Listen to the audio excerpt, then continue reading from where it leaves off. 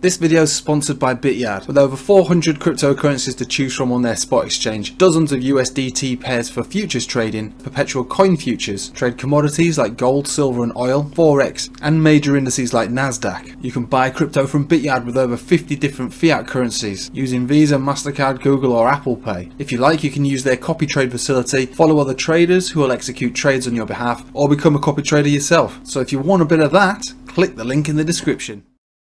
Hello everybody, welcome back. Let's have a quick look at Bitcoin, and we're going to focus on EOS today for what it's worth. Yeah, I know what it sounds like, but we are going to look at it. There are some things to think about when it comes to EOS, but for the first part we're just going to have a look at Bitcoin. This video is going to be relatively rushed. It's going to be a couple of hard weeks, I'm afraid, for me in this channel, because it's the end of term. I've got two kids running around. One of them's having a nap, the other one's on a tablet. Both of them have got slapped cheek syndrome at the moment, which is like, you know, they're not particularly affected by it, but they're running around, you know, like two little garden gnomes with the reddest faces you've ever seen. So not particularly well, not the pillar of health around this house at the moment, and that leads us into the crypto market, which again is suffering from slap cheek syndrome, and getting its full rejection from this 200 simple moving average on the daily, marking the local top. Where are we going to come down to? Well, you could argue we could easily see a little bit of a bounce around this Bollinger Band, which is where we're at right now.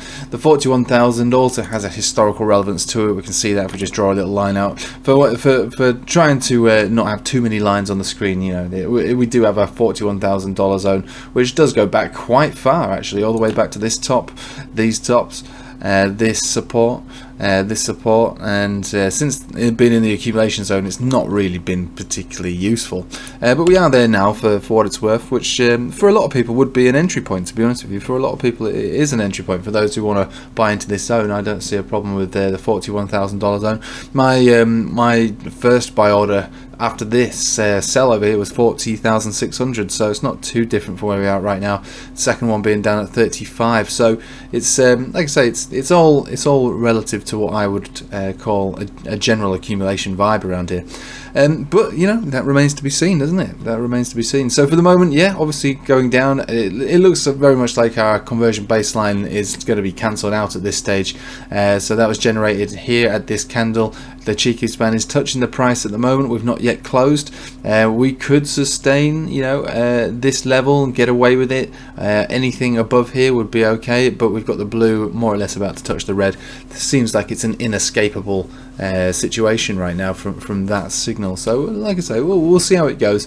It was always an interesting thing to note, and we'll likely get one of these again if this fails anyway. It's the only chart in crypto that managed to get one, and yeah, being above the cloud at all this stage is likely to get one again.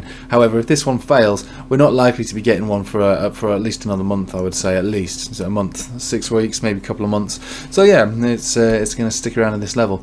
So this uptrend here of support, this diagonal line of support, I noticed that is also the 3-day 200 simple moving average, which has held it quite well. So regardless of just seeing it on a daily, we've got it on a 3-day. So that comes in at about 39,000. If we hit it today, 39,200. Obviously, it's uptrending each time, and this would mark you know, consecutive higher lows throughout this accumulation, which is better than basically just going sideways and static, which, yeah, we can read into that what you like. When it comes to all the momentum, though, driving down quite dramatically. Money flow index printing a pretty much all-time low here for this entire consolidation. So and this isn't very good at spotting bottoms. Clearly, you know, we can never get, you know, think about this as a bottom.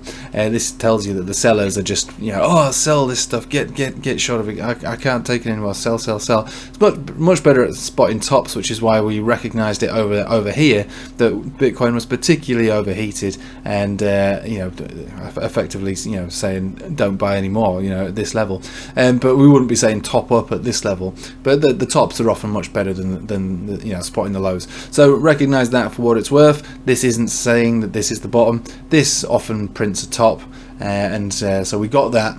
So just just look at this and go, okay, relative to the rest of the chart, it is quite low, but it doesn't necessarily pick lows very well. It's much better at picking tops, much better at picking tops.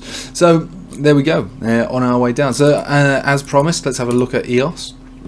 So EOS coming down to its major level of support, also the bottom of the Bollinger Band. Now, in true EOS fashion, this is one of the arguably the worst performing coin, you know, generally speaking. I mean, we did well out of this trade, you know, that's where we were in it, and we've been trying to monitor it ever since, because I do think that there's promise, you know, hidden behind the red candles here, but for this very moment in time, you know, coming down to this level here, which is about $2.20, also the Bollinger Band bottom on the daily does offer a little bit of hope around here. Now, am I suggesting we go long on this or even buy it? No, not at all. I'm not suggesting any of that. We do have bullish divergence on the 4 hourly, which is something most things have at this point. So if we do bounce today, which I think is relatively likely, the bounce would not lead into a major uptrend. Not until Bitcoin has gone into an uptrend of its own. Remember, we've been saying this entire time that there's no alt season at the moment. This is not an alt season. What we've been seeing over the last few weeks or whatever has been good, and we've made the most out of that, but we've also said all along the way that it's not an alt season, and it's all driven by Bitcoin. Bitcoin's dictating the health of the market. Now it's not. And so you could see the pain from altcoins. This is something we've been warning about pretty much every other video, I would say, certainly on the streams. So yeah, now we're seeing the pain with altcoins, and that is much to be expected. But does EOS catch a bounce from here? I think it's quite likely that we do, and if we were to catch a bounce, what's the biggest it would move up to? Given that the 4 hourly has shown that there's resistance on this 200 exponential, the biggest you'd ever expect, so we'll just measure it from that wick to the top, it would be up to that 200 exponential. That's about $2.40, $2.50 kind of area, basing this on a 4 hourly. So we're thinking about $2.40. Let's think about that on a daily. What we've got around 240. We've got the 50 exponential. We've got the 10 coming in as well. We've got the 20. They're all heading down here. They're all wanting to get further and further down. So I'll be looking for the maximum bounce on this one at 240. So I mean, it does sound like a futures trade, but you know, in true EOS fashion, I wouldn't trust EOS until it actually gives us a decent setup. But for me, you know, I've got plenty of EOS. I've got it loaded up in my Bybit account, ready to do some coin futures on it. If we do start to see a reaction from the bullish divergence being spread up across the board for Bitcoin and obviously all the altcoins, I think this one will likely do that kind of bounce, moving up to about $2.40. Am I willing to press the trigger on that one? Well, it depends if I'm at the right place at the right time. This does seem like an obvious trade, but again, you know, EOS can emphasize Bitcoin's pullback to the max. You know, it's arguably better to short than it is to long in many ways. You know, way more gratifying to short this. Not that I've shorted EOS in a long time, to be honest. I'm much more of a long kind of guy. So yeah, I'd leave the market to settle, to be fair with you. Again, in true accumulation fashion, it's going to be choppy. We do want to see if we can hold this area. If this area fails, then we are likely, very likely, to start making our way back down to the 37 and then maybe beyond. But for the moment, we're still in the higher high, higher low structure on Bitcoin, which would mean that every altcoin generally is likely to follow that kind of movement. So using Bitcoin as your overall indicator in many ways, and trading altcoins through the lens of Bitcoin's chart, which again is, you know, it's not the easiest way to trade anything, I have to tell you. I mean, why not just trade Bitcoin? That's the argument there. You know, that's what leverage is for, isn't it? You know, to if there's something moves less aggressively or has smaller gains, then you just up the leverage. But if you're into spot trading, you know, that's your preference, and that is my preference, I have to say. Then yeah, this is one way you could think about doing it. Again, it makes things a lot harder to do it that way. And for me personally, right now, with these two kids running around on, you know, end of term and stuff, Easter holidays, with slap cheap syndrome, I don't know how people do it. I mean, I'm very lucky to be able to press buttons for a living. You know, this is this is where, because I used to do trading full time years ago, and I was so bored, and it was just a lonely existence. I just thought, nah, I can do this as well as work, as I went back to work. But now, I mean, it suits, obviously, you know, with the kids and things like that. And I just think to myself, God, how do people deal with kids when they have full-time jobs. You know, like I say, I'm extremely lucky to be able to just, you know, pull money out of the internet, you know, occasionally and sustain my existence and the existence of my family that way. But if I wasn't, I mean, how would anyone manage to deal with? How do people do it? I just, you know, I don't understand how people, you know, who work full-time jobs manage to deal with holidays. And this is just the Easter holidays. The summer holidays will be even more dramatic.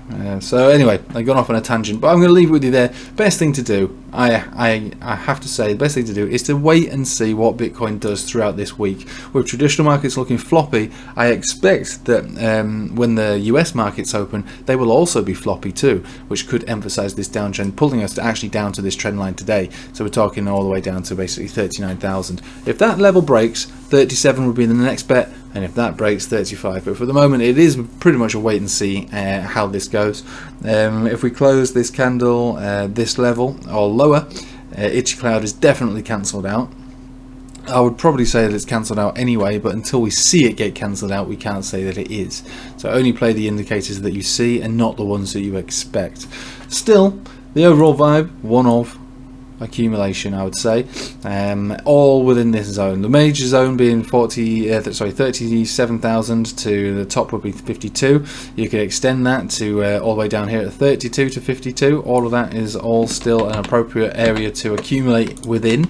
And from the bottom to the top of that is a 60, basically a 6% range. That's appropriate. We've spoken about all of this before in the past. Right, so I better go and see those little red faces and see if they want anything to eat. And I hope you have a nice day. Take it easy and don't overtrade. Moments like this, days like this, weeks like this potentially are the ones where we just sit back, watch and wait and chill out. Like the one I made that video on yesterday, the XRP video. You know, we have a setup on that. We were waiting for the setup to be clear. We didn't want to pull the trigger on that until we had the criteria that was all met. It wasn't met, so we sit back, we wait.